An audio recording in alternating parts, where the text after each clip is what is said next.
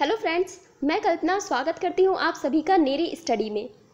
देखिए, मेरे साथ आप अपना सहयोग बनाए रखिए क्योंकि मैं आपको बेहतर से बेहतर कंटेंट देने का प्रयास कर रही हूँ और उसके साथ साथ आपको यहाँ से नोट्स भी मिल रहे हैं कि किस प्रकार से आपको नोट्स बनाने हैं, उसका भी आपको पता चल रहा है। तो इसीलिए मेरे साथ आप बने रहिए और ज़्यादा से ज़्यादा शेयर करते रहिए। प्रतियोगी परीक्षाओं का अगर लेवल आप खुद ही देख रहे हैं कि आए दिन प्रतिदिन वो बढ़ता ही चला जा रहा है, स्तर बराबर ऊंचा हो रहा है, तो हाई लेवल को पार करने के लिए आपकी जो योजना है उसे भी आपको बहुत ऊंचा रखना है ताकि आप परीक्षाओं में जिस भी प्रकार के प्रश्न पूछे जाएं आप उनका उत्तर दे सकें। हमारे आसपास जो घटनाएं घटती रहती हैं, कई प्रश्न तो उन्हीं पर आधारित होते हैं, या तो उनके बैकग्राउंड से पूछे जाते हैं या तो डायरेक्ट आपको उन्हीं से प्रश्न पूछ लिए जाते हैं। तो उनके बारे में भी अध्ययन करते रहिए। इतिहास भी कई बार इसी प्रकार से पूछा जाता है, तो इतिहास को आप हर तरह से कवर करने का प्रयास करिए। आज हम जिस विषय पर चर्चा करने जा रहे हैं वो है सेन वंश। यहाँ आज हम सेन वंश को कवर करेंगे जिनका शासन पूर्व में अर्थात बंगाल का जो क्षेत्र था वहाँ पर चलता था। और अगर हम सेनों की बात करें तो अगर हम बंगाल में बात करें तो वहाँ पर पाल वंश का शासन चल रहा था। तो कहते हैं कि पालों को समाप्त करके सेन वंश के शासकों ने अपने साम्राज्य की नींव डाली। तो पालों का अंत करके बंगाल का शासन किसके हाथों में आ गया? सेनों के हाथों में आ गया। और ये सेन जो थे, इनका आधिपत्य का जो क्षेत्र था वो था दक्षिण का क्षेत्र। ये दक्षिण से आकर के पूर्व में पाल वंश को समाप्त करके वहां अपना शासन करने लगे। इसके संस्थापक की हम बात करें तो सामंत सेन जो कि चंद्र वंश में उत्पन्न और कर्नाट क्षत्रियों का इनको वंशज कहा जाता है। ये चंद्र वंश में उत्पन्न हुए और कर्नाट जात क्षत्रियों के ये वंशज रहे। इस प्रकार से इनके बारे में पता चलता है कि सामंत सेन इस वंश का संस्थापक था। सेन कहते हैं कि पहले ये ब्राह्मण जाति के थे। किस जाति के थे? ब्राह्मण जाति के थे। परंतु जब इन्होंने युद्ध की नीतियों को अपनाया, भाई एक क्षत्रिय का कार्य होता है युद्ध करना, तो जब इन्होंने युद्ध की नीतियों को, आक्रमण की नीतियों को अपनाया, तब ये बाद में क्षत्रिय कहलाए। क्योंकि एक ब्राह्मण का जो कार्य होता है वो क्या होता है? अध्ययन और अध्यापन की शिक्षा ग्रहण करना और फिर उसी शिक्षा को लोगों तक पहुंचाना, ज्ञान को फैलाना, ये एक ब्राह्मण के कार्य बताए गए हैं। परंतु फिर बाद में जब युद्ध ये करने लगे तो इन्हें क्षत्रिय जाति का कहा जाने लगा। अगर हम इनकी राजधानी की बात करें तो नदिया या लखनौती, ये इनकी राजधानी बताई गई। नदिया या लखनौती इनकी राजधानी बताई गई। इसका जो पहला शासक हुआ वो विजय सेन था। विजय सेन इस वंश का पहला शासक हुआ जो सामंत सेन के बाद जिसने शासन किया और जो प्रभावशाली शासक था। भाई, हम जो प्रभावशाली शासक होता है उसके बारे में ज़्यादा बेहतर ढंग से पढ़ते हैं। तो विजय सेन इस वंश का प्रभावशाली शासक हुआ। विजय सेन सामंत सेन का पौत्र था। सामंत सेन के पुत्र का जो पुत्र था वो विजय सेन था, जिसने 62 वर्षों तक शासन किया और सेन वंश को विख्यात किया, लोगों तक उसकी प्रसिद्धि फैलाई। ये किसने किया? ये विजय सेन ने ही किया। इसने गौड़ नरेश मदन लाल को सत्ता से हटा दिया।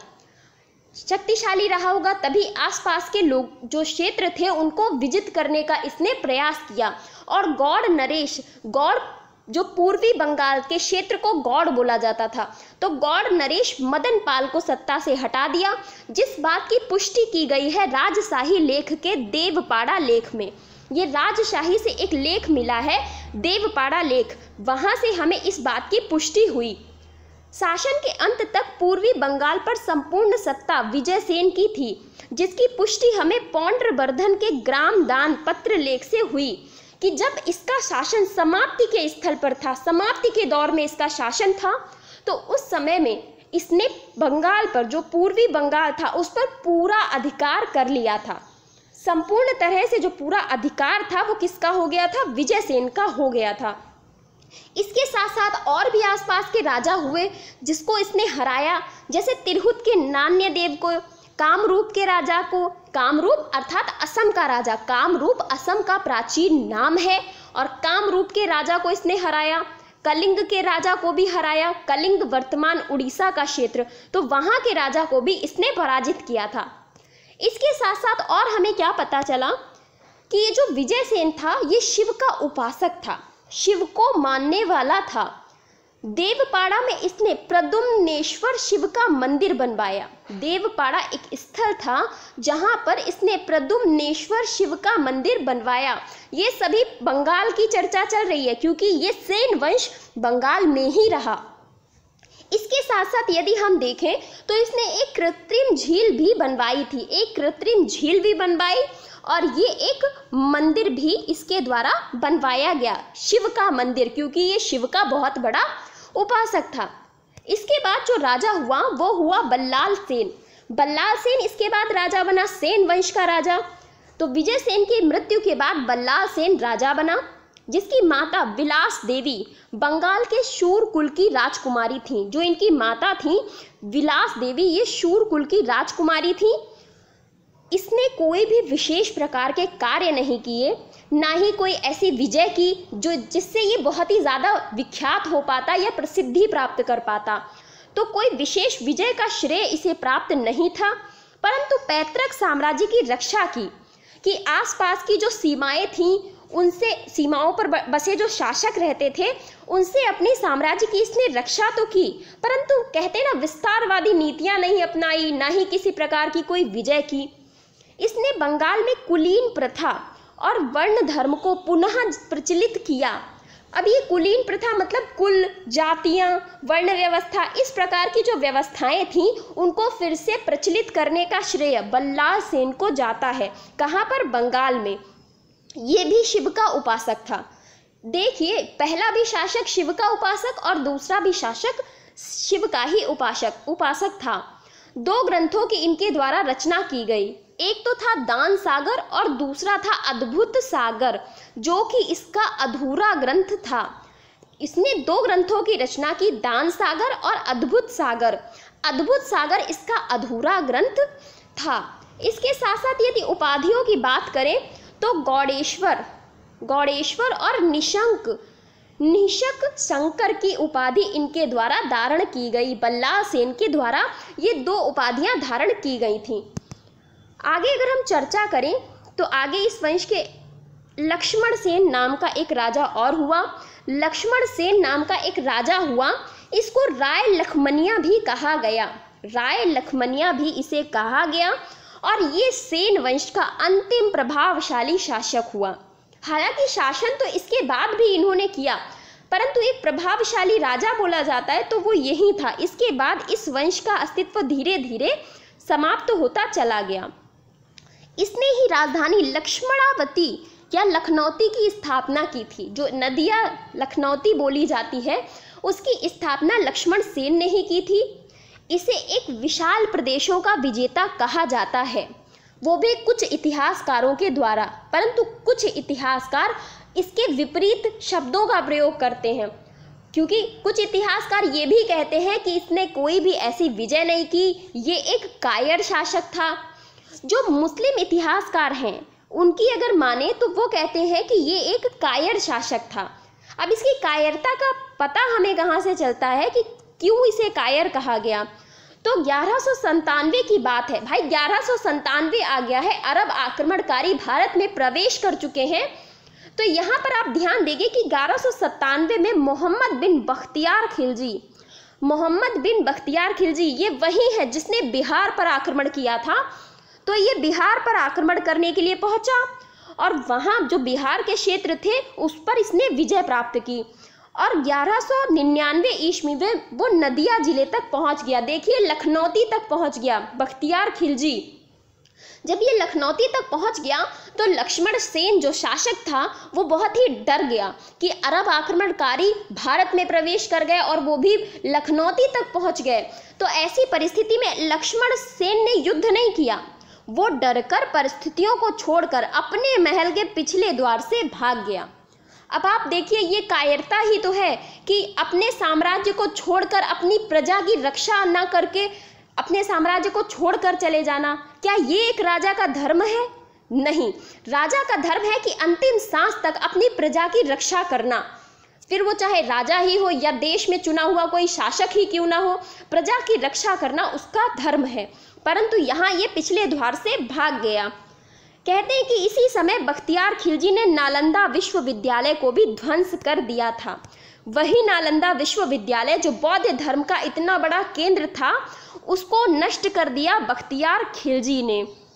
ये एक बहुत बड़ी कमी थी शासकों की कि जब वो भारत में प्रवेश करते थे या किसी दूसरे वंश का शासन प्रारंभ होता था तो वो पहले वंश के द्वारा किए गए अच्छे कार्यों को भी समाप्त कर देते थे। ये बहुत बड़ी कमी थी। अन्यथा आज हमारे पास इतिहास में बहुत से तथ्य होते, बहुत से कारण होते जो हमें जानने के लिए, और बहुत सी घटनाएं होती जिनका हमें पता चल पाता। लक्ष्मण सेन की सेना बहुत ही ज़्यादा कमज़ोर थी। तभी मात्र 18 घुड़सवारों के साथ बख्तियार खिलजी ने इसकी राजधानी पर अधिकार कर लिया। इतनी कम जनसंख्या, देखिए 18 घुड़सवार केवल वो लेकर के आया, और लक्ष्मण सेन की सेना मतलब इतनी कमज़ोर थी। कुछ तो सेना रही होगी भाई, एक राजा क्या 100 सैनिक भी नहीं रखता होगा। तो इतनी कमज़ोर सेना लेकर के ये बैठा हुआ था कि 18 घुड़सवारों से ये हार गया और इसकी राजधानी पर अधिकार बख्तियार खिलजी ने कर लिया। लक्ष्मण सेन की मृत्यु के बाद बंगाल पर सेन वंश का शासन रहा। बाद तक भी इन्होंने शासन किया, लेकिन फिर शासक धीरे धीरे कमज़ोर होते गए और इनका साम्राज्य पतन की ओर बढ़ता चला गया। लक्ष्मण सेन जो था वो साहित्य के प्रति रुचिवान भी था। इनकी साहित्य में भी रुचि थी, शायद साहित्य में ज़्यादा रुचि थी और शासन करने में इनकी ऐसी कोई खास रुचि नहीं थी, इसीलिए किसी भी प्रकार की विजय इनके द्वारा नहीं की गई।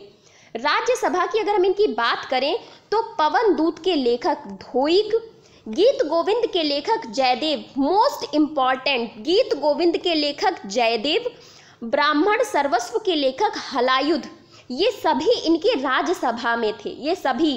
और जिसमें जयदेव तो हमारे लिए बहुत ही महत्वपूर्ण है, कई बार परीक्षाओं में पूछा गया है और ऐसे भी पूछा गया है कि जयदेव किसकी राज्यसभा को सुशोभित करते थे, तो लक्ष्मण सेन, वो भी सेन वंश का। इस तरह से आपको याद रखना है। हलायुध की बात करें तो ये उसका प्रधान न्यायाधीश था और मुख्यमंत्री या प्रधान आप कह सकते हैं इन्हें, कि ये वहाँ के प्रधान थे। यह स्वयं भी कवि था, लक्ष्मण सेन स्वयं भी कवि था। इन्होंने क्या किया है कि इनके जो पिताजी का अधूरा ग्रंथ था अद्भुत सागर, उसको पूरा करके इन्होंने ही समाप्त किया। अद्भुत सागर को समाप्त करने वाला लक्ष्मण सेन ही था। तो इस प्रकार से कुछ राजनैतिक कारण, शासकों की अपनी कमियां, जिनके कारण ये सेन वंश धीरे धीरे समाप्त होता चला गया। और इस प्रकार कुछ इन्हीं शासकों के साथ सेन वंश का इतिहास लगभग आधी शताब्दी तक चलने के बाद पूर्णतः समाप्त हो गया। तो सेन वंश जिसे हमने पढ़ा, जो कि कहाँ पर था, बंगाल में था। लक्ष्मण सेन जिनके दरबार में गीत गोविंद के रचयिता जयदेव रहते थे। तो इस प्रकार के तथ्यों का पता हमें कहाँ से चलता है, हमें पता चलता है सेन वंश के द्वारा, इतिहासकारों के माध्यम से। तो ये सभी वंश चाहे छोटे ही क्यों ना हो, परंतु हमारे लिए तथ्यों की दृष्टि से, कुछ कारणों की दृष्टि से बहुत ही महत्वपूर्ण बन जाते हैं। तो हमें उन पर एक बार प्रकाश डालना तो बनता ही है। इसके साथ साथ नोट्स में भी आप इन सभी जितने भी चीज़ें मैं बताती हूँ उन्हें कवर करते चलिए, रिवीजन करते चलिए और बने रहिए नेरी स्टडी के साथ। वीडियो कैसा लगा ज़रूर बताइएगा। Thank you so much.